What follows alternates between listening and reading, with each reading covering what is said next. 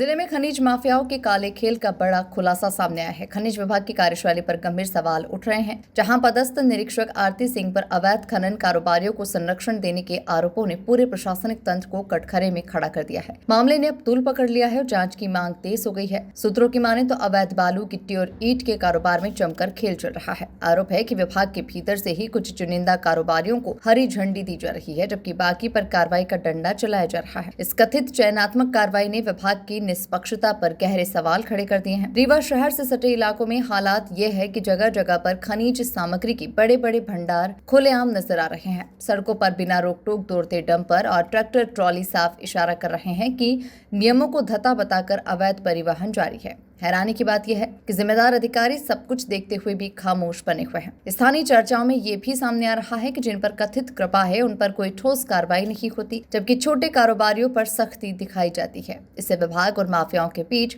संभावित साठगांठ की आशंकाएं और गहरा गई है। सबसे बड़ा सवाल निरीक्षक की लंबी समय से एक ही स्थान पर पदस्थापना को लेकर उठ रहा है। जहां अन्य प्रशासनिक अधिकारियों का ट्रांसफर तय समय सीमा में हो जाता है, वहीं इतने वर्षों से एक ही पद पर जमे रहने को लेकर लोग सवाल उठा रहे हैं। आखिर किसके संरक्षण में ये संभव हो रहा है? साथ ही आय से अधिक संपत्ति की जांच की मांग भी जोर पकड़ती जा रही है।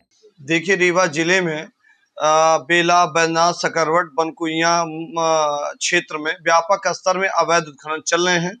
अवैध उत्खनन का प्रमाण साक्ष्य अभी आप विगत दिनों आपने देखा होगा, एक महिला की घटना स्थल पर अवैध उत्खनन क्षेत्र पर एक महिला जाती हैं, उनकी वहां पर ट्रैक्टर है, अवैध उत्खनन के ब्लास्टिंग में उनकी मृत्यु हो जाती है।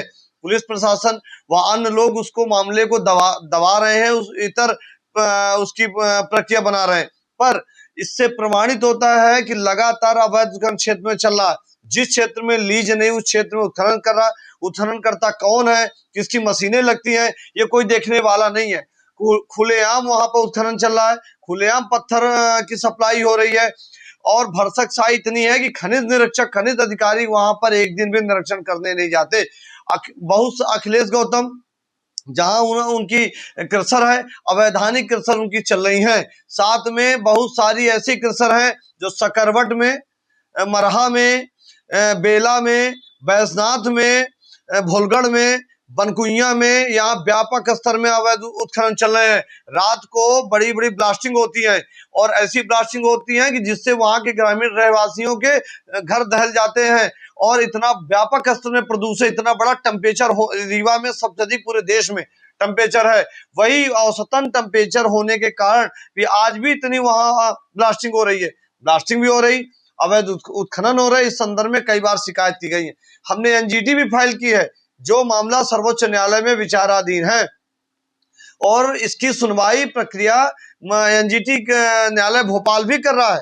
पर हम जानना चाहते हैं जिला प्रशासन से, पुलिस प्रशासन से, कि लगातार अवैध उत्खनन को बड़ी बड़ी मशीनें वहां लगाई जा रही, आखिर संभागीय अधिकारी क्या कर रहे हैं, आखिर जिला अधिकारी क्या कर रहे हैं, वहां के निरीक्षक क्या कर रही हैं, जो लगातार उत्खनन हो रहा है वहां निरीक्षक अधिकारी एक भी नहीं जा रहे हैं और वहां पर अवैध उत्खनन के उत्खननकर्ताओं को संरक्षण वरदहस्त इनके द्वारा प्रदान किया जा रहा है। इसलिए कि यदि वहां निरीक्षण करती अधिकारी वहां पर जाती तो ये व्यवस्थाएं निर्मित नहीं होती।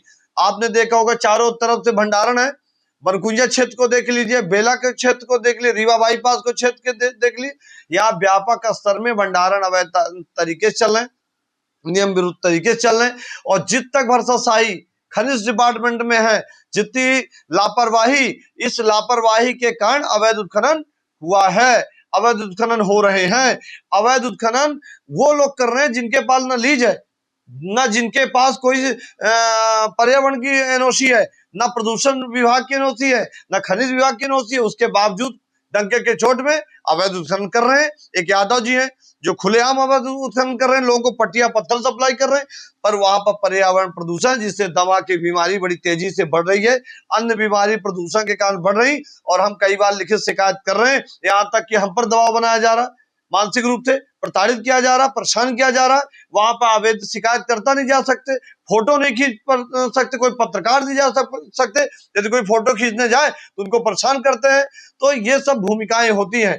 तो इस संबंध में हमने कई बार लिखित शिकायत की है और आपके माध्यम से हमारी मांग भी है कि तत्काल ऐसे अवैधानिक कार्य करने पर रोक लगनी चाहिए कि किसकी लीज है, कितने एरिया में कितनी जीएसटी चोरी हो रही, इसकी समूची जांच होनी चाहिए और तत्काल रोक लगनी चाहिए। नवागत कलेक्टर आए काफी एक्शन मोड में दिख रहे हैं, तो क्या लगता है आपको? देखिए, नवागत कलेक्टर जी का रीवा में स्वागत है, परंतु यदि खनिज पर नियंत्रण हो जाए, रीवा के अवैध उत्खनन पर नियंत्रण हो जाए तो और अवैध भंडारण पर नियंत्रण हो जाए, नियम विरुद्ध तरीके जो काम हो रहे हैं, पूर्णतः प्रदूषण में इस समय रीवा अव्वल है। रीवा में टेम्परेचर आप देख रहे हैं, तालाब नष्ट हो गए, पर्यावरण नष्ट हो गए, बनकुइया को तो लोगों ने बेला बैदा सकरवट बोलकर को तबाह कर दिया है उन माफियों ने। रीवा के अन्य प्रदेशों के माफिया रीवा